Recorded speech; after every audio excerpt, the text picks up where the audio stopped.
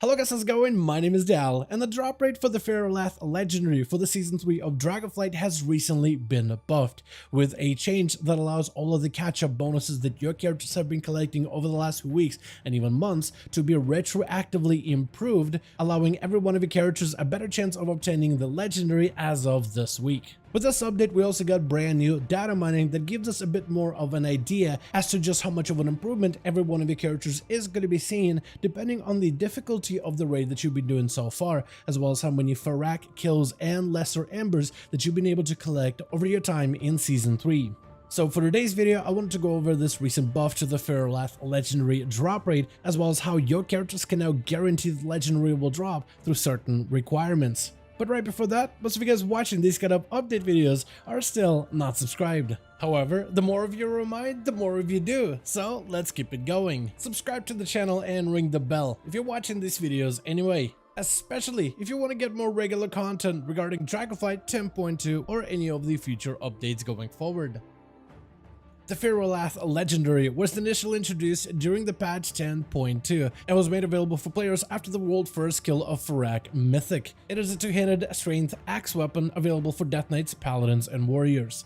This legendary comes with a handful of effects. One of them is a passive one, which allows your attacks to apply the mark of fyr'alath, which deals shadow flame damage over time, and an active effect where your weapon siphons back all those marks back into itself to unleash the rage of fyr'alath, which causes your character to charge towards the target, then start wildly slashing towards them with a satisfying explosive finish. On paper, this legendary is roughly 5% of your character's total damage, which is quite significant, making it an easy best-in-slot item for Retribution Paladins, Arms, and Fury Warriors, as well as all three specs of Death Knights. Not only is the weapon best in slot in Season 3, but it will likely be good beyond it, with the Season 4 of Dragonflight being a faded season, similar to what we had back in Shadowlands. During a faded season, all of the raids from that expansion are going to scale upwards, which allows us to use upscaled versions of older raid gear to outfit our character for another season. However, back in Shadowlands, we also had a unique legendary item, Sylvanas' bow, that could then be upgraded to a higher item level if you've already obtained that legendary item.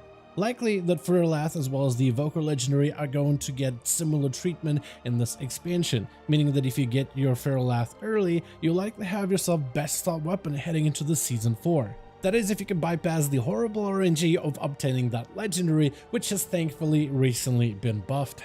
Normally, every single one of your strength characters has a chance at the legendary after defeating Fyrakk on any of the raid difficulties, with LFR offering you some of the lowest chances, while Mythic offers you the highest, scaling with the other difficulties. To add some bad luck protection, Blizzard did implement Lesser Embers and Greater Embers of Fyrakk. Lesser Fyrakk Embers are obtained from any other bosses of the Emergency instance, while Greater Embers can be obtained from Fyrakk directly. Basically, every time you don't get the Lego, you get a guaranteed Greater Ember in order to give you a higher chance to get Legendary the next time around. And they recently buffed all of the Embers retroactively, which means all of the characters that have been collecting Greater and Lesser Embers should now have a higher chance of obtaining your Legendary. To add on to that, we also got some recent data mining, which has given us new charts and graphs, which may be related to the recent hotfix for the fyr'alath Lego drop rates. But it should be stated that anything that has been data mined recently isn't directly labeled as Fyrakk legendary drop rates specifically, but it was made available around the same time as the hotfix went live without explicit labels. There's no blue post to confirm that these data points are related to Fyrakk, it's only an assumption, so we can't say it's 100% accurate, but it seems pretty likely. With these charts, however, we can tell a couple of things. First of all, the red line will mark all the old drop rates from various difficulties, which is likely based on players using Greater Embers of fyr'alath each week, which increases your chances of obtaining the Lego the next week. The green then would mark up the hotfixed version of Greater Embers buff. This buff is retroactive like we said, so that means all of the chances of your characters getting Legos that you've collected so far have now been swapped from the red line to the green line instead. This also means that if you've been raiding Fyrakk on Heroic or Mythic difficulty, you now have a 100% guaranteed chance of obtaining your Legendary, with 14 back-to-back Heroic weeks of Fyrakk, or just 6 weeks on the Mythic difficulty. And with this chart, we can now determine your current rough chances of obtaining the legendary based on the number of boss skills that you've collected over the last few weeks and months. Simply head over to your character's armory page on the main WoW website and look up how many times you've slain Fyrakk on any of the difficulties. Using this chart, you can then get a decent visual regarding your chances of obtaining the legendary every single boss skill. Then we have a chart for the lesser embers, where the most recent hotfix has then doubled the embers value, increasing the chances of you obtaining your legendary per stack of lesser ember obtained. Meaning that if you have roughly 100 lesser embers, then the chances of your character getting the legendary are increased by 60%. And to check how many lesser embers you've so far collected, you can use the in-game script in order to check your drop rates increase. For my ults, I haven't gotten any lesser embers previously, so my text is going to spit out a 0 for me. But for any of you that have been playing your player class for long enough, you should have a number of these associated with your lesser embers, which gives you a bit of an idea where you are currently in your character's progression. Overall, this means that we finally have some sort of numbers behind the legendary acquisition, and recently I've been seeing a lot more players getting the legendary with just about every single heroic or normal group that I've ran, at least on my alts this week. And we ran all of these runs on stream, so we actually have some footage to back up exactly what has happened. But there's quite a lot of players that are now getting the legendary, not necessarily on the Tuesday of NA reset, but rather the day after, because it seems like the hotfix came in a little bit later. And then earlier this week, we actually get to slay Fyrakk on the mythic difficulty, finally finishing out the tier, but no legendaries dropped after slaying the boss on the hardest difficulty, which I think definitely could and should be changed going forward. I don't really know if the War Within expansion is going to be doing more legendaries like this in the future, and frankly, I'm not necessarily against certain characters getting unique items here and there with every single raid tier, but the way that they've done this whole legendary business with this expansion should have been handled differently. I don't think all of it should have been down just to RNG, and instead players should have been allowed to get a chance to get the legendary, or at least parts of a legendary, every single week. And after like 6 to 8 weeks, you collect little parts of fyr'alath legendary, put them together, and create the Lego, because then you can start your big old quest line.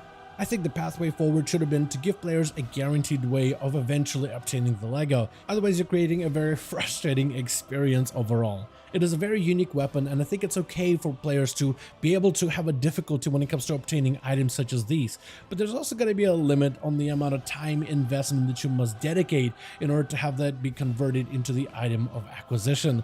Over the last few expansions, World of Warcraft has been structured with either two ways of obtaining unique and valuable items, either through skill of defeating difficult content or through the time commitment, and I feel like both of those systems should exist, especially for any future legendaries.